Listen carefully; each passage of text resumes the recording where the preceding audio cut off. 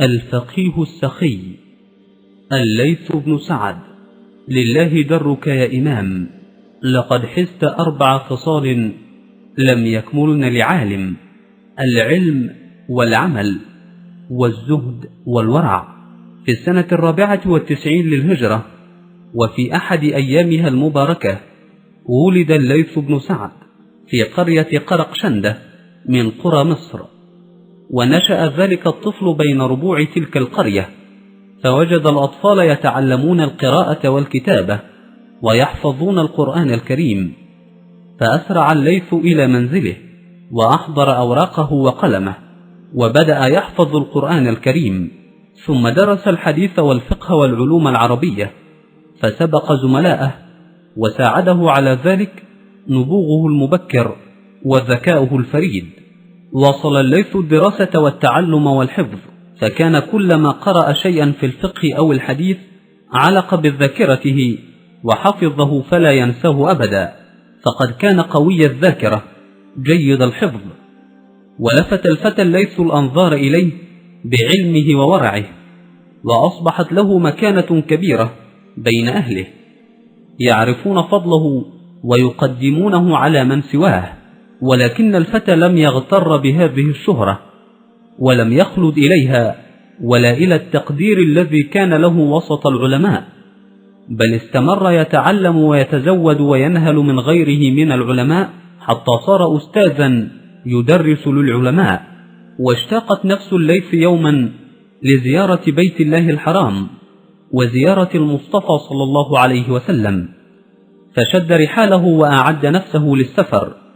وهناك في تلك الأراضي المقدسة كانت حلقات العلم منتشرة في كل مكان، والتقى هناك بعطاء بن أبي رباح وابن أبي مليكة ونافع مولى بن عمر وابن شهاب الزهري وغيرهم، فأخذ عنهم ونهل منهم رغم رسوخه في العلم.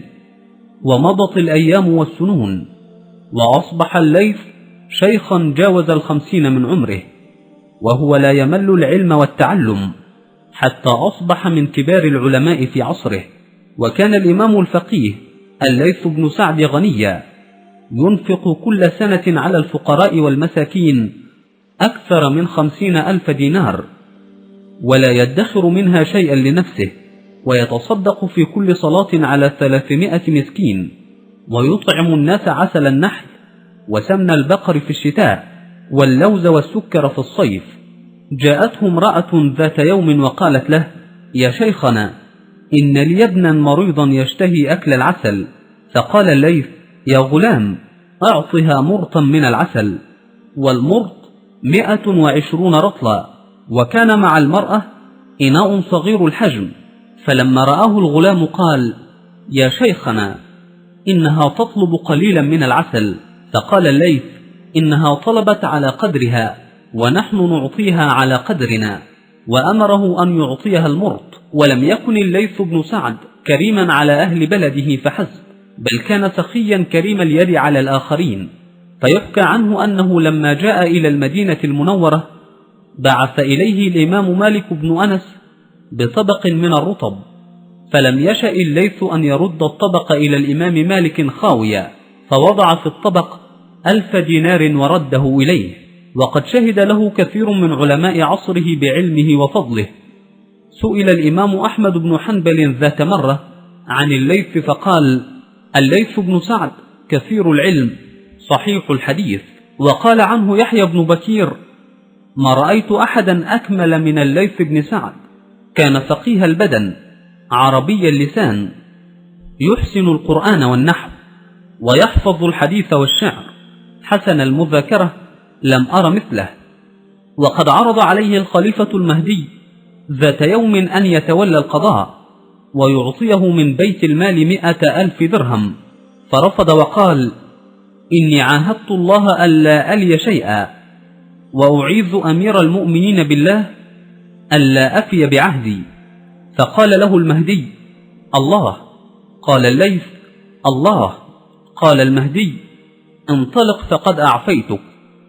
وكان الليث زاهدا في حكام الدنيا، مشغولا عن الجاه والسلطان، بغرس الأخلاق العظيمة في نفوس الناس، وكان يصل النهار بالليل في العلم والعبادة ليرضي ربه. وفي السنة 75 بعد 100 الأولى للهجرة توفي الإمام الكبير الليث بن سعد، فحزن الناس عليه حزنا شديدا، وكان الشافعي رضي الله عنه يحب لقاءه، فلم يمهله القدر، فوقف يوما على قبره وقال: لله درك يا إمام، لقد حزت 4 خصال لم يكملن لعالم: العلم والعمل والزهد والورع.